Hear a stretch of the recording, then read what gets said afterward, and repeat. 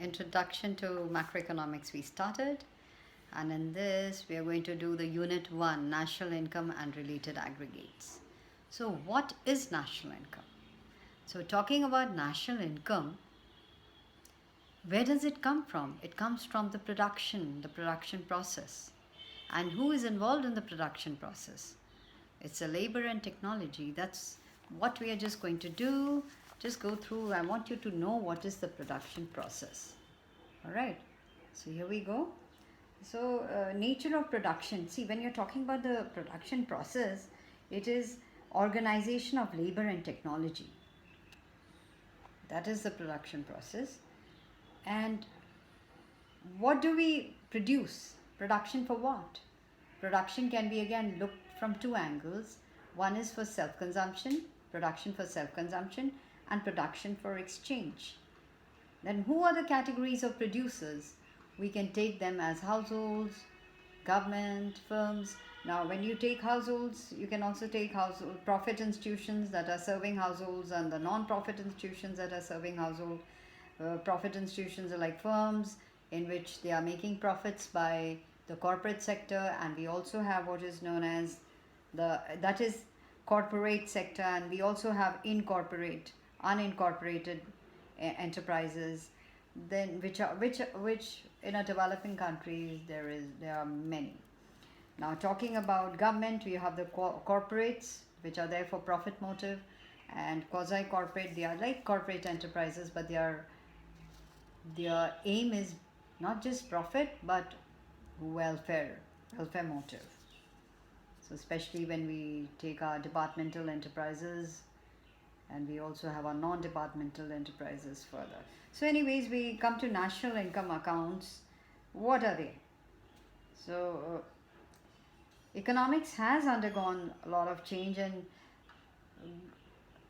Lord Keynes had written How to Pay for War, in which he talked about what this income is, how it comes, and how it should be dispersed and things like that. So the writings of Lord J.M. Keynes has been really important in defining economics from the macro point of view. He says that the study of factors affecting employment and standard of living, that is it. So now affecting employment of the entire economy and standards of living of the entire economy. So he viewed the economic problem of choice from the point of view of society instead of an individual, as was done by, say, Professor Lionel Robbins and others. So we already know that economics has been divided into microeconomics and macroeconomics, and we are doing macroeconomics. So what does macroeconomics deal with? So it deals with aggregates such as total output, total expenditure on consumer goods and on investment, the general price level in the economy, the general wage level in the economy, the general interest rates in the economy, all that.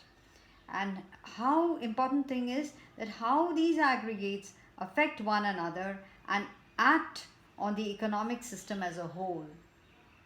So what comes into the national income and what are the leakages, what gets out of it, all of that we'll be doing. And then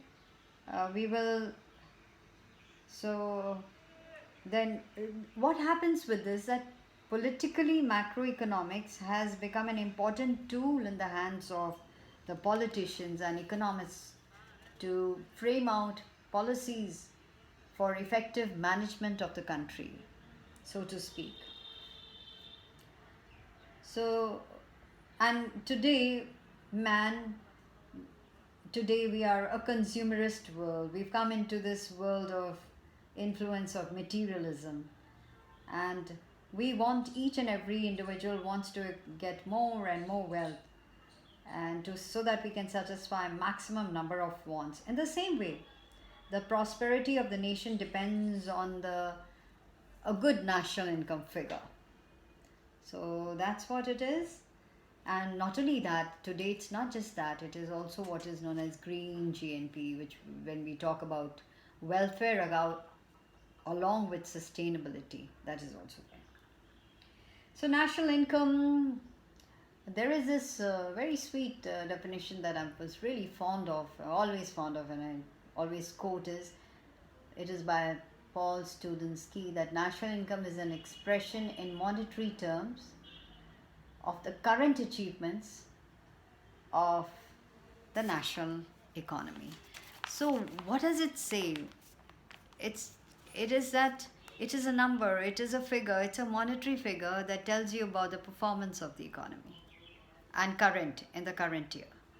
That's basically what it is. So I want you to see this. Look at this. Yeah. So let's take this definition. It is all encompassing. Now look at this. National income is made up of, you know, that how the income is generated from the production process. You can look at it from the income side, you can look at it from the expenditure side. So but whatever you, wherever you look for it, from whichever angle you see, it is money, the money income as shown, the final goods and services that are produced. And it's all in monetary terms of what? Of the current achievements of the national economy. And you know what the economy consists of? The economy consists of all kinds of, it's the primary, secondary, tertiary sector, if you want to see it that way. Or if you want to see it from the other side, you can see it from the government sector, the firm sector, the household sector, the foreign trade sector, however way you want to see. So we can, on the basis of this above definitions, we can see that the national income is the final flow of goods and services that is produced in an economy over a period of time. And of course it's expressed in the domestic territory of a country and all of that. We can talk about that. And based on this, we can also talk about, so when I say when we say final, then we don't talk about any double counting of any sort. We don't take in the intermediate production. And then we also make adjustments, suitable adjustments for the balance of payment, the net balance of payments, and all net international exchanges. Why? Because today we are all open economies. And okay, and another thing which is very important is that national income is viewed from three angles. One is production, second is what the incomes that are generated, and third is the disposition, that means how you distribute those incomes. So how do you, what is the expenditure, in that. So again, once it's production, income generated, and the expenditure, the disposition of the income that they have in their hands. So this also we will see later, how national income is measured on these three counts, from these three angles. So when another important thing is that when you're doing national income, there are certain questions that national income enables us to answer. So I just want you to go through this. So we know that we have taken up so many activities. National income has to be measured and analyzed in the various perspectives. So it helps us to answer various questions. For example, like if they say, is the national income going up? And if it's going up, how? Then how can the level of national income grow? So based on that, you can make a study. Then, for example, is it possible to provide estimates of affluence and estimates of poverty with the help of such economic measures? Then also questions like, what are the implications of an increase in the vital processes of economic activity in an economy? Suppose if only production grows, then what happens if consumption doesn't grow equally? Then how does it affect that? So you have to have this, forever you're studying the implications of all the three together, to balance them together.